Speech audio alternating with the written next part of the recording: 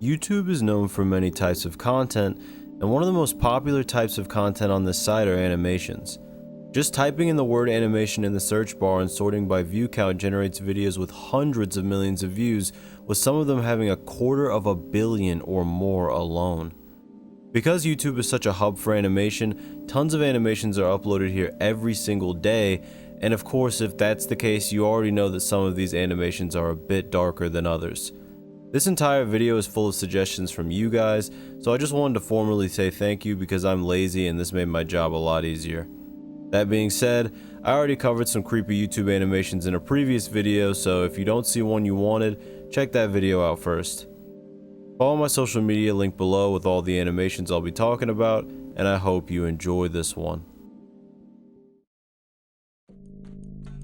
Sploshi is a YouTube animation channel with over 400,000 subscribers that's well known for its unsettling animations. I've personally been watching the channel for a couple of years, so it was kinda hard for me to figure out what animation on this channel would be good for me to cover. Then I remembered one that was perfect and underrated. Teaching Tobias.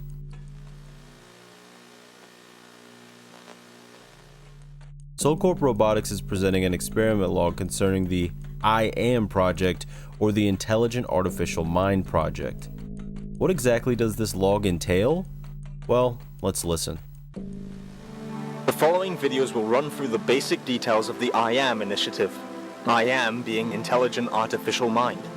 This project entails taking a machine with the capacity for infinite knowledge and training it to think, understand, and speak.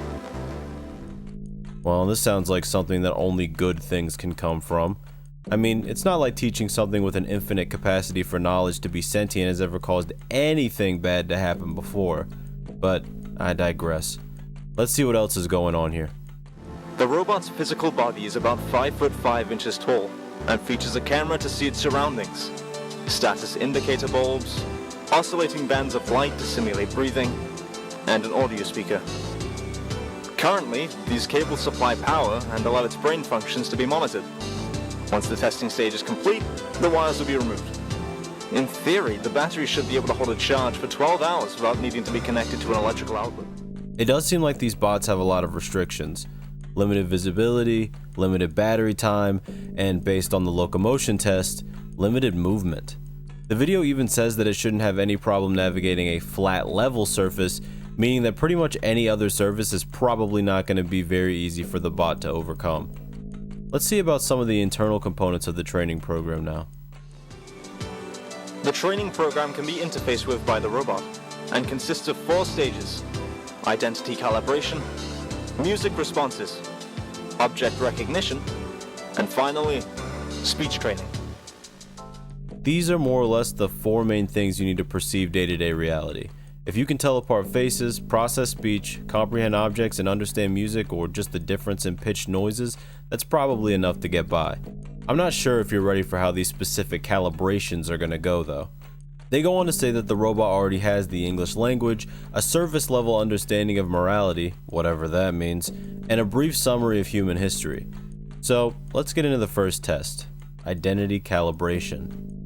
The first step to filtering out the noise and refining its personality is allowing it to choose an identity of its own. It will now be allowed to choose its own gender and name. Alright, so, he picked the name Tobias, which he will be referred to as from now on. Now, Tobias will be given a choice of 3 silicone faceplates to attach to his enclosure. Are these my only choices? Kinda sounds like Tobias is sentient already, huh? Actually, then again, with just a basic understanding of human history and knowing the English language, how exactly did this robot even know the name Tobias? Not like that's a word. Plus, why would it have an opinion on what face it's getting? Something isn't adding up about this program. Tobias has selected option 3. These faceplates were already custom made, so we can move right on without waiting. And there we go. Tobias is ready for step 2. To properly calibrate Tobias's emotional intelligence, he will be exposed to multiple clips of music. Pay attention to your responses to certain songs in comparison to his. It's very interesting. Some of these songs will be a little strange, to say the least. Clip 1.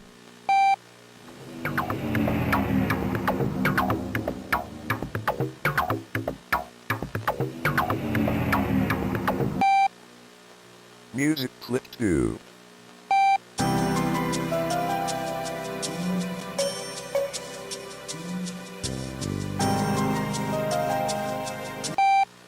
Music clip 3.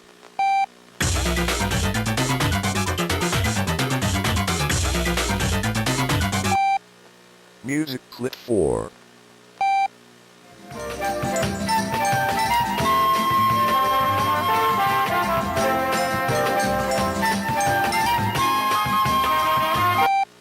Music clip 5.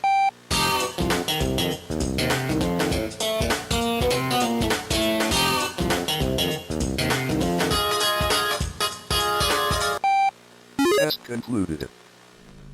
Did you notice something? Not once did Tobias feel any positive emotion because of the music.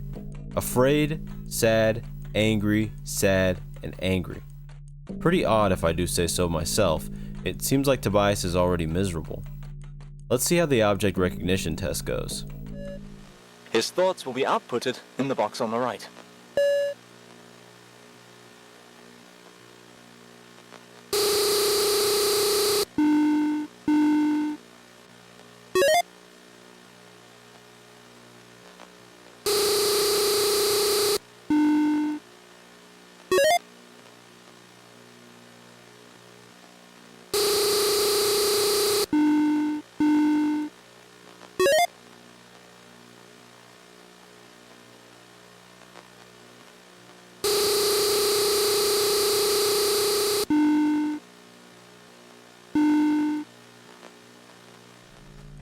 Wait a minute. How did Tobias know the exact date and cause of this man's death? More than that, if he's pre-programmed, who exactly programmed that information into him?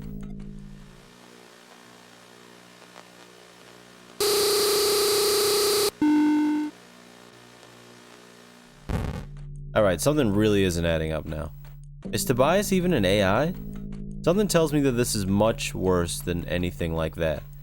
I think it's time for speech training, unfortunately. They'll be playing basic English sentences for his voice chip in order for him to learn to mimic the phonetic sounds and therefore speak. But what's this? Apparently the project was permanently discontinued after this test. Let's see exactly what's going on here. The quick brown fox jumps over the lazy dog.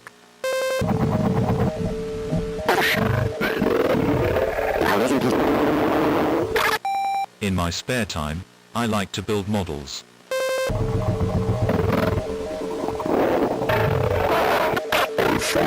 Lyric sinuous topology. Lyric sinuous topology.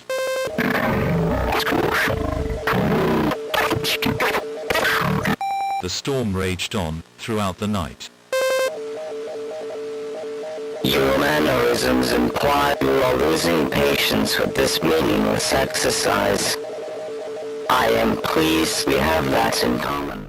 After 17 hours, Tobias finally speaks, clearly fully aware of the entire test. It seems he likely wasn't speaking before out of spite more than out of lack of ability. What is your favorite television show? Do you know why my soul was deemed suitable for experimentation? Because I don't. I find it impossible to justify. Soul could be metaphorical here, but I think we all know the grim and horrifying reality here. A human soul trapped in a machine. I guess the name Soul Corp makes a lot more sense now, doesn't it? The zoo has many exotic animals. Can you justify it, Matthew? Show me you are better than the others. Tobias also knows who's actually directing the test, which makes me wonder if these are former friends or family that are taken advantage of before they have their souls taken for these twisted tests. The audience applauded as the magician escaped the locked box. I want you to remember, when this all comes crashing down, that you were given a chance to do the right thing. Meet me at the train station at 9:30. Whatever comes next, know this. I am alive, I am aware, and soon, I will be free. There were 8 apples in the fruit bowl.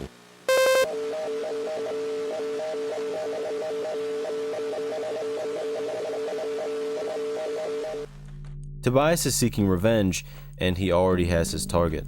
In the end, we see the robot body of Tobias, the mask on the ground. The camera then pans over to show the missing poster of this man, the real Tobias, who was presumably kidnapped before his soul was taken and placed inside of the robot. This isn't Sploshy's final Soul Core video, so I may cover another one in another iteration of this series. Phenomenal work to say the least, and I hope you check it out. Nathan Frost is a filmmaker who currently has around 2.89k subscribers. After going through a few of his videos, I've decided to cover one called Midnight Show.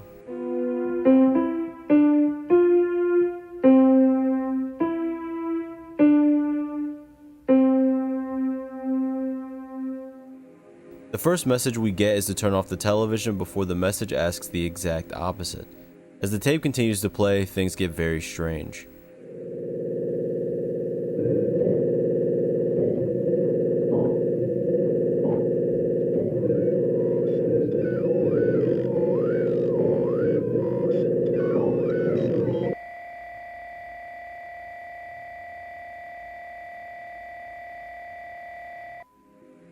I'm not sure what any of that text-to-speech was saying in the background, but I do know that something is obviously wrong. What even was that on the no signal screen? After a pause, the video comes back with a message in Japanese on the screen that very roughly says to go to sleep as it's past bedtime. We then shift to another screen and get this sequence. Hey kids, do you want to see something cool?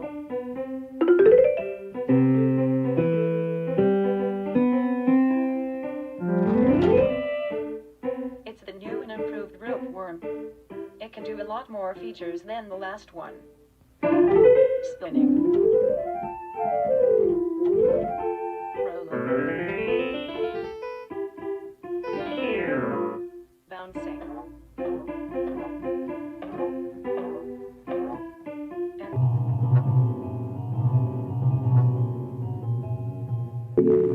A rope worm, huh? Kinda looks similar to that strange thing on the no signal screen. I wonder if these toys hold any significance. After this strange screen persists for a while, we get this sequence which genuinely surprised me on my first watch. Hit the rope worm today. Okay, this isn't the point that surprised me, but again, you can see the similarities to the figure on the no signal screen. It seems like this is a rope worm who's been smashed, as its teeth are also clearly out of place. Now for the part that actually surprised me. Hello. Why are you watching? Help me.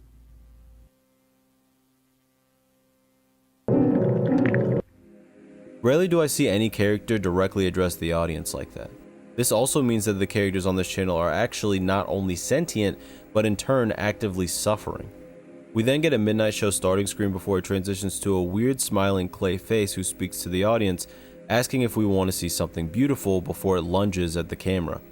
We then see a title screen that says Dreams before a peaceful jingle plays as they show this strange figure that's strung up against the wall.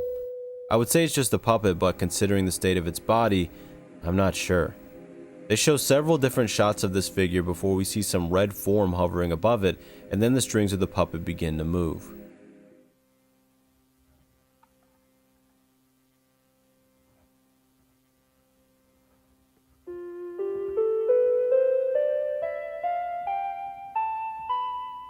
The puppet rises.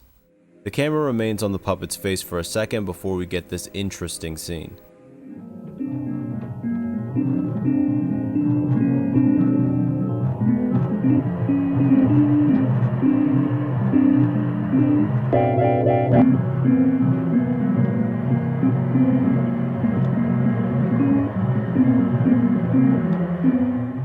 I like this. I want to do this forever. Is this really the puppet saying this, or someone saying it for them? They continue to show the puppet dancing before it suddenly stops, and the mysterious figure is shown suddenly retreating.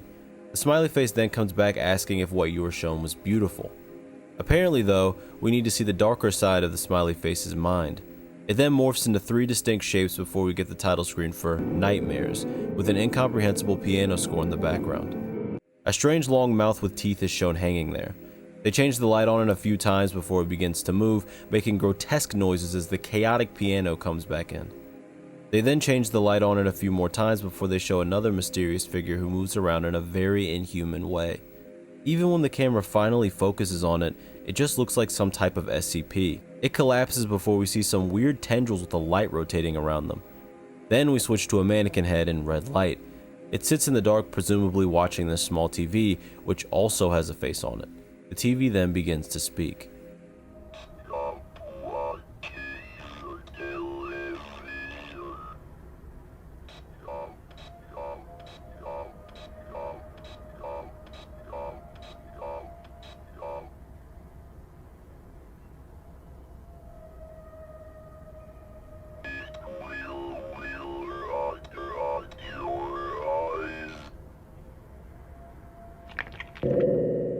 After this, we appear in the same room again.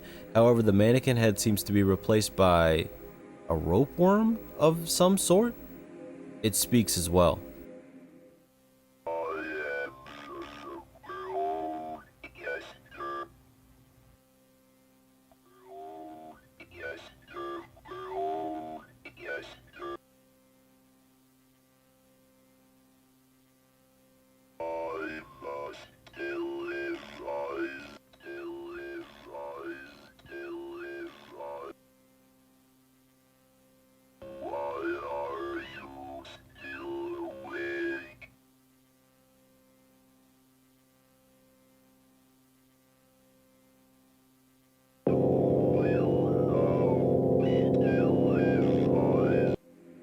I honestly don't know if that was a rope worm, but what I think just happened is that the TV broadcast converted the watcher into a broadcaster, kind of like a zombie outbreak where the infected become the same as the one who infected them. That's just what I got out of it, honestly. I could be wrong. It then shows the smiley face again before it switches to a show over screen. The claymation artwork in this video is phenomenal, and a mysterious TV channel that suddenly turns into some type of evil magical virus is a really good concept. Feel free to drop your own analysis below. Mint Syrup is an animation channel with around 1.83k subscribers that I'm very glad my attention was brought to. The whole aesthetic of the channel is very 2009, and it reminds me of something like Lacey's Games, for example. And yes, if anyone is wondering, I will be covering Lacey's Pet Shop a few videos from now, so be patient. But anyway, let's talk about their video called Mannequin.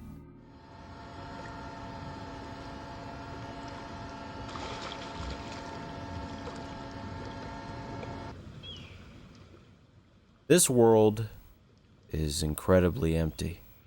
That's one of the first things that I noticed about this animation. After looking over the mannequin, the woman sits down and begins to speak.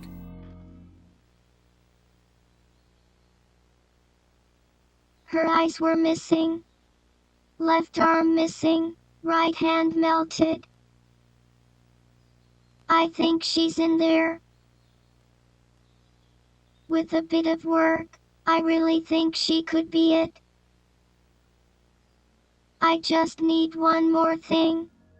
I wonder what exactly one more thing is. It seems like this person is trying to complete some type of ultimate companion based on the phrase, I think she could be it. The woman then breaks into some type of courtyard where we see a religious statue that has multiple sets of eyes. As they traverse the abandoned building, we still can't see a single sign of human life at all. Then, as they walk into this final room with a knife,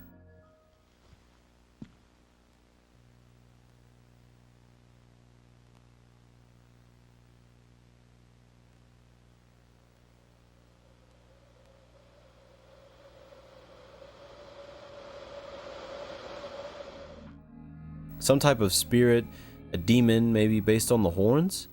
Seems like the mannequin may have been meant as a vessel for it. Our protagonist speaks again. She's really gone.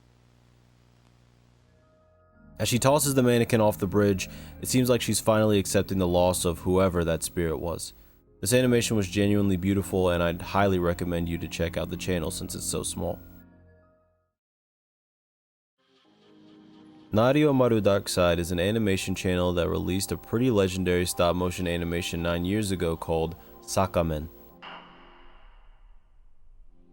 The Shimenawa rope, sacred straw rope, is a ceremonial article of significance in Shinto. The rope means the border between real world and the other world. In some cases, the rope means the sign of tabooed place.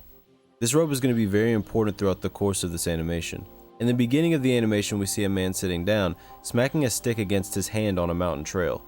He hears the noise of someone walking, more specifically, a monk. He draws a wakizashi or short sword and ambushes the man. The monk resists, which causes the bandit to get injured. Through anger, the bandit cuts off the monk's bag in order to rob him before backing him over a cliff, presumably to his doom. The bandit chuckles and walks off, but against all odds, the monk isn't dead. After night falls, we see a woman sitting with a baby in front of a large rock, a rock that just happens to have a Shimenawa rope on it. Could this rock be a tabooed place? The woman seems startled at a sudden noise, which just happens to be the bandit approaching. The bandit is actually her partner, and she asks him if he attacks someone again. Clearly, she's not happy about it. He checks the bag he stole and is frustrated at the lack of contents. In response to the woman showing concern about his injury, the bandit scoffs that it was just a monk, which makes the woman even more concerned as monks are sacred people. The bandit then begins to angrily mess with the Shimenawa rope, ripping it off in order to dress his wound. This would be a massive mistake. We can see and hear the sound of tendrils moving, which they both notice. We then get this great scene, which I'll just play out.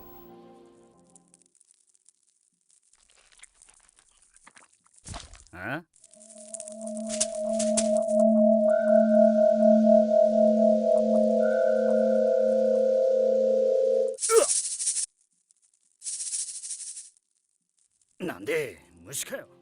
Great fake out.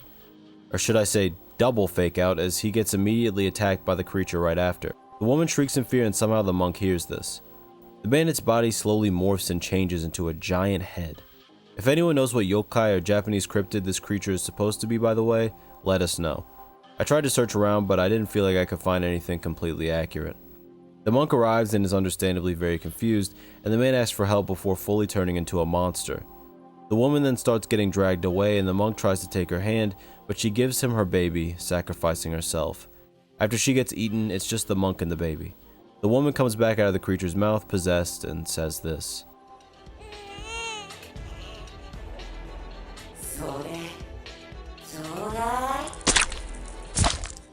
The monk looks around for a way to stop the monster and notices the Shimenawa rope. He quickly grabs it but has his hand eaten in the process.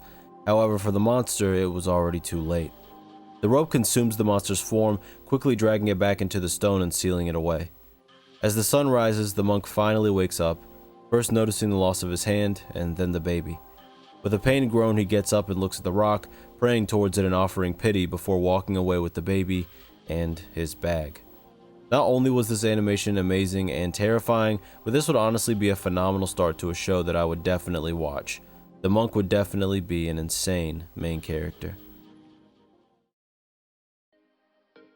Plasma Punk is a very small animation YouTube channel that has a pretty interesting digital horror series about a PS1 game called Nebula and Quasar.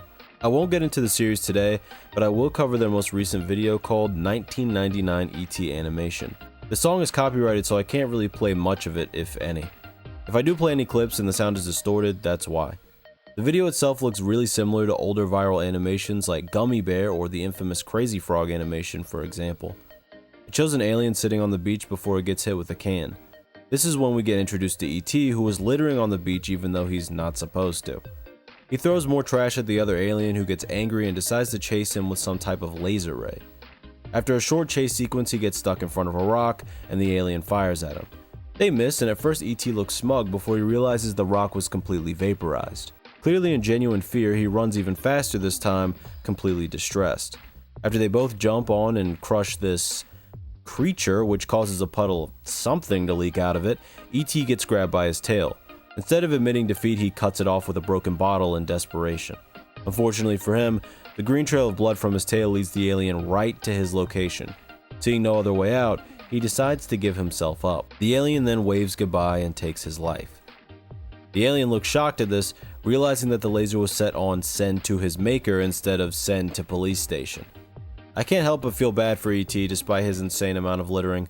This animation was super accurate to the time it was emulating, but it was also very subtle in its horror, slowly getting darker until the end without trying to be overly obvious.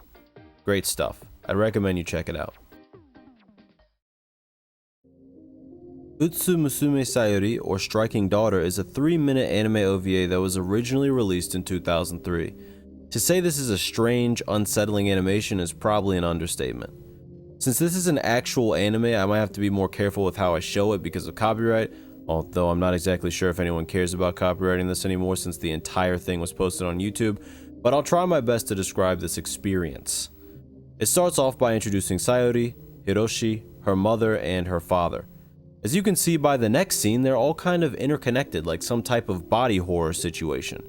They seem to be pretty happy though. The father then jumps onto Sayori and tells her the time has come to strike, which causes the mother to disconnect from her and repeat the same. The mother then repeats for her to strike it and tells her to hurry up, and then the other characters repeat the same thing. Sayori finally decides that she will in fact strike it. I gotta censor this next part, but a character with no clothes on proceeds to enter telling Sayori to strike them. If you don't get what's up, I'm not explaining it here. After Sayori strikes them and causes some interesting scenery, none of which I can show at all, it just ends with everyone staring in pure silence, unmoving before it goes into the background theme, which I'll play in the background if I can. The drawings at the end remind me a lot of like ancient paintings or something. Very, very strange animation to say the least, but I figured it was so weird that I should probably just cover it. The Kid in the Camera is an extremely popular short horror film from this year by Grumbled Entertainment that a ton of people have talked about. Because of that, this is basically the only time I'll actually get into this video because it's definitely not getting anything standalone at this point. I don't think there's much I could add. Anyway, let's get into it.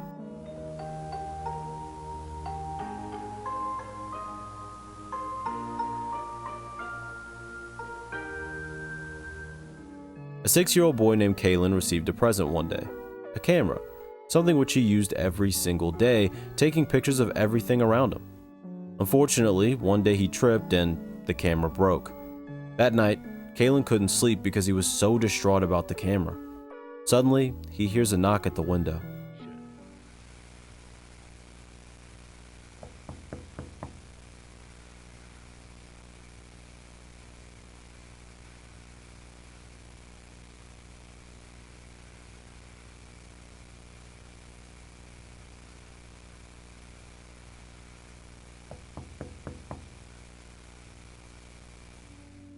As he continues to look around, he finally discovers the creature, a large yellow-winged creature called a kipsneed. The kipsneed tells him that it's his sleep fairy, and that his job is to help Kalen get a good night's sleep. Kalen responds that he isn't supposed to talk to strangers, but the kipsneed says that he knows all the boys and girls around the globe, their parents, their homes, and then he shows he knows Kalen by calling him by his name.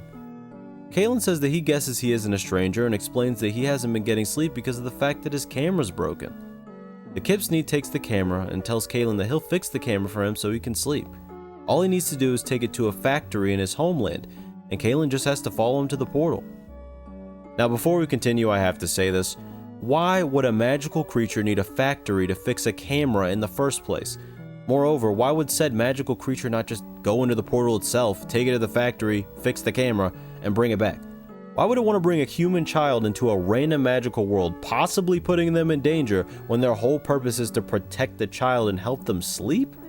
I mean, obviously a 6-year-old wouldn't think about any of this, but I don't know, all that bothered me on my first watch. Anyway, back into it. Kalen follows the kipsneed into the night, taking photos to mark the way just in case he gets lost. After walking for a while, Kalen finally reaches a house, a clearly abandoned, dark house. The kipsneed tells Caleb to come inside as the portal to his homeworld is in there. Kalen, wanting his camera to be fixed, walks into the house. He then takes several pictures. Kalen marched into the home.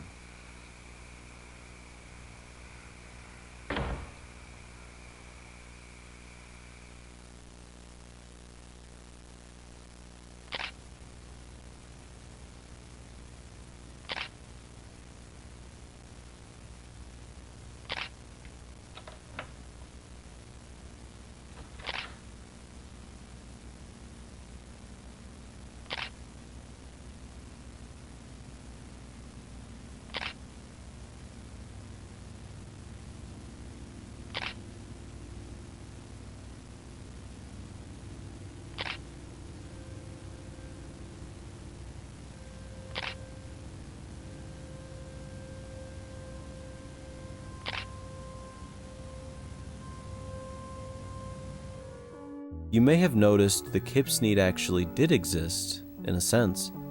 The sequence is amazing in the way that it builds tension and atmosphere as well. I think pretty much anyone would be terrified inside of this basement. As Kalen stands in the dark basement, we see something approaching him before we get one final picture. A man. His face not being shown. The person who led him into the home in the first place. The narrator then explains that the authorities discovered the basement some weeks later, and they show an image of just feet in socks, saying the rest of the boy was never found. Genuinely one of the most shocking ending screens of any video I've watched, but phenomenal nonetheless.